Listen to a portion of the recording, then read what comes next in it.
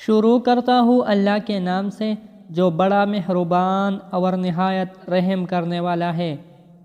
حضرت مستور بن شداد رضی اللہ تعالیٰ عنہ بیان کرتے ہیں کہ میں نے رسول اللہ صلی اللہ علیہ وسلم کو فرماتے ہوئے سنا، اللہ کی قسم آخرت کے مقابلے میں دنیا کی مثال بس ایسے ہی ہے جیسے تم میں سے کوئی اپنی انگلی سمندر میں ڈبوئے، پھر وہ دیکھے کہ وہ انگلی پانی کی کتنی مقدار کے ساتھ لوٹتی ہے۔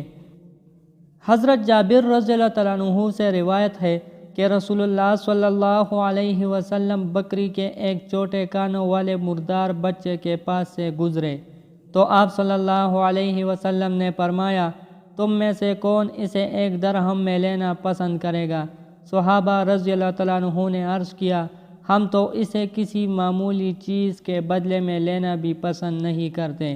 آپ صلی اللہ علیہ وسلم نے فرمایا، اللہ کی قسم اللہ کے نزدیک دنیا اس سے بھی زیادہ حقیر ہے جتنا ہی بکری کا مردہ بچہ تمہارے نزدیک حقیر ہے۔